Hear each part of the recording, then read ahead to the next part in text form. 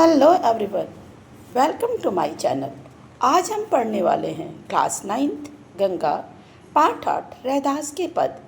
इस पाठ में कुल 2 पद हैं जो रैदास की वाणी से लिए गए हैं। पहले पद में जहां अनन्य भक्ति और समर्पण का भाव दर्शाया गया है, वहीं दूसरे पद में अडिग भक्ति और निष्ठा के भाव को दर्शाया गया है। अब कैसे छूटे राम रट लागी। जरा सोचिए, एक ऐसी आदत जो अब किसी भी कीमत पर छूट नहीं सकती। संत रैदास यहाँ बिल्कुल साफ कर रहे हैं कि उन्हें भगवान राम का नाम जपने की एक ऐसी गहरी लगन लग गई है जो अब चाहकर भी नहीं छूट सकती। और इस बात को समझाने के लिए उन्होंने आगे एक बहुत ही कमाल का उदाहरण दिया है। वो कहते हैं, प्रभु जी तुम चंदन हम पानी, जाकी अंग अंग बास समानी। देखिए, उन्होंने भगवान को चंदन और खुद को पानी मान लिया है। अब हम सब जानते हैं कि जब चंदन को पानी के साथ घिसा जाता है तो क्या होता है। उसकी मनमोहक खुशबू पानी की एक एक बूंद में समा जाती है। बिल्कुल उसी तरह रैदास जी कह रहे हैं कि ईश्वर की उपस्थिति और उनकी भक्ति की महक उनके अस्तित्व के अंग अंग में पूरी तरह से रच बस गई है।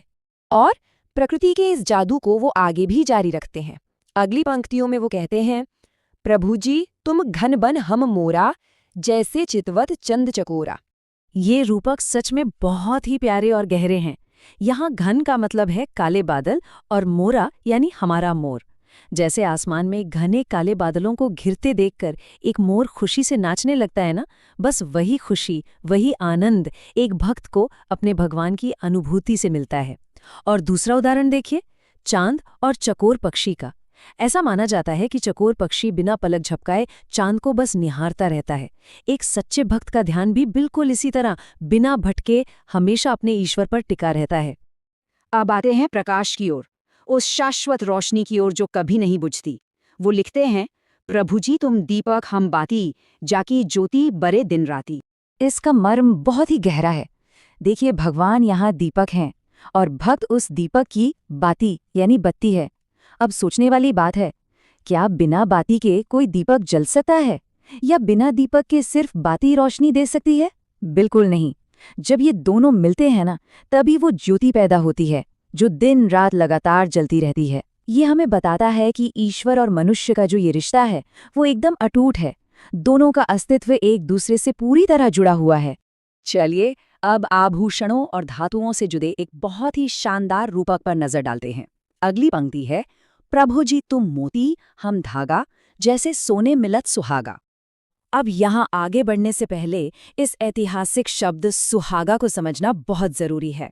सुहागा असल में एक ऐसा पदार्थ होता है जिसका इस्तेमाल सुनार, सोने को साफ करने और उसकी चमक, उसकी शुद्धता को और ज्यादा निखारने के लिए करते हैं।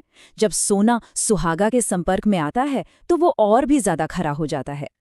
तो रैदास जी यहाँ भगवान को एक कीमती मोती और खुद को वो मामूली धागा बता रहे हैं जिसमें वो मोती पिरोए जाते हैं। अब देखिए, धागे की अपनी कोई खास कीमत नहीं होती, लेकिन जब उसमें मोती पिरो दिए जाते हैं तो वो एक बेहद खूबसूरत माला बन जाता है ना? बिल्कुल वैसे ही भगवान से जुड़कर एक आम इंसान का जीवन अमूल्य हो जाता है। जैसे सुहागा सोने की चमक को कई गुना बढ़ा देता है, ठीक वैसे ही ईश्वर की शरण में जाने से भक्त का जीवन निखर जाता है, पूरी तरह से शुद्ध हो जाता है।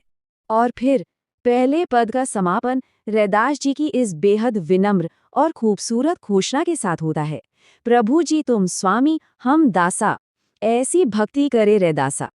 अगर हम पूरे पहले पद को एक नज़र में देखें तो रैदास जी का ये तुलनात्मक ढांचा बहुत ही स्पष्ट हो जाता है। एक तरफ हमारे पास भगवान है जो चंदन है, बादल हैं, दीपक हैं, मोती हैं और अंततः स्वामी हैं, और दूसरी तरफ है उनका भक्त यानी पानी, मोर, बाती, धागा और एक विनम्र दास। ये पूरी सूची हमें चीख चीख कर बता रही है कि उस अनंत ईश्वर और एक इंसान के बीच का ये रिश्ता पूरी तरह से और सिर्फ समर्पण का रिश्ता है। चलिए अब इस चर्चा को आगे बढ़ाते हुए दूसरे पद की ओर चलते हैं।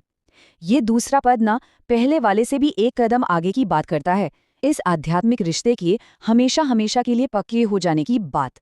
शुरुआत होती है इन पंक्तियों से, जो तुम तोरो राम मैं नहीं तोरो, तुम सो तोरी कवन से जोरो। ये सच में कोई साधारण भक्ति नहीं है, ये तो एक अटूट बंधन की बिल्कुल निडर होकर की गई घोषणा है।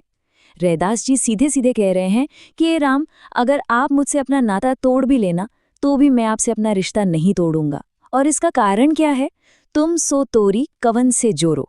यानी अगर मैंने आपसे रिश्ता तोड़ दिया तो फिर मैं जाऊंगा कहाँ? इस पूरे ब्रह्मांड में आपसे जुड़ने के अलावा मेरे पास कोई और विकल्प है ही नहीं।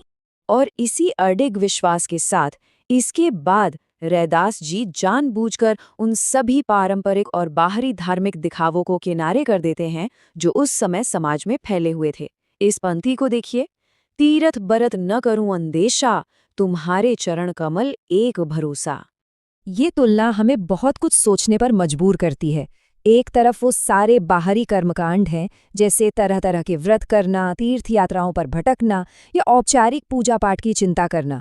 रैदास जी बिल्कुल साफ कह रहे हैं कि उन्हें इन बाहरी दिखावों का कोई अंदेशा यानी रत्ती भर भी परवाह या चिंता नहीं है। उनकी नज़र में जो सच्ची भक्ति है वो सिर्फ और सिर्फ भगवान के चरण कमलों पर पूर्ण भरोसे से आती है। भीतर का सच्चा विश्वास ही सब कुछ है, बाहर का दिखावा नहीं। और जब एक बार ये भीतर का विश्वास जाग जाता है तो फिर क्या होता है?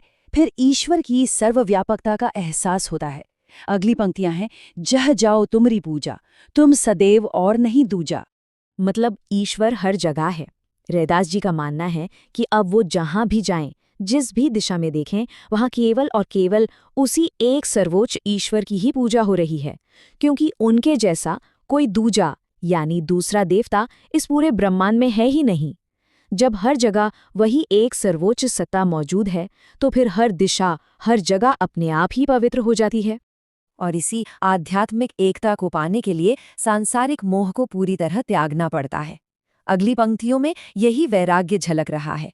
मैं अपनो मन हरि से जोरो, हरि से जोरी सबन से तोरो। इस वैराग्य का गणित बहुत ही सीधा है। रैदास जी बता रहे हैं कि उन्होंने अपने मन को मजबूती से हरि यानी भगवान से जोड़ लिया है। और मज़े की बात यह है कि जैसे ही ये कनेक्शन जुड़ा, उसके सीधे नतीजे के तौर पर दुनिया के बाकी सभी सांसारिक रिश्ते नाते उन्होंने जानबूझकर तोड़ दिए हैं। ये मोह माया और दुनियादारी के भ्रमों से पूरी तरह आज़ाद होने का प्रतीक है। क्योंकि सच तो यही है ना कि जब परम सत्य से जुड़ाव हो जाता है तो सारे भ्रम अपने आप टूटकर बिखर जाते हैं। और अब हम इस गहरे विश्लेषण के बिल्कुल आखिरी पड़ाव पर आ गए हैं। दूसरे पद की ये अंतिम पंक्तियां ना पूर्ण रूप से समर्पित भक्ति की अवधारणा को हमारे सामने रखती हैं। सभी पहर तुम्हारी आशा, मन कर्म वचन कहे रैदासा। ये इन पदों का एकदम चरमोत्कर्ष है। यहाँ सभी पहर का मतलब है हर समय, दिन और रात के हर एक पल में। रैदास जी की उम्मीद और उनका पूरा भरोसा हर हाल में केवल भगवान पर टिका है। और सबसे खास बात, ये कोई खोखला दावा नहीं है। वो डंके की चोट पर कहते हैं कि उनका ये समर्पण उनके मन में, उनके कर्म यानी उनके कामों में और उनके वचन यानी उनकी वाणी में, इन तीनों में एक साथ झलकता है। सच्ची भक्ति जीवन का कोई एक छोटा सा हिस्सा नहीं होती, बल्कि पूरा का पूरा जीवन ही भक्ति बन जाता है।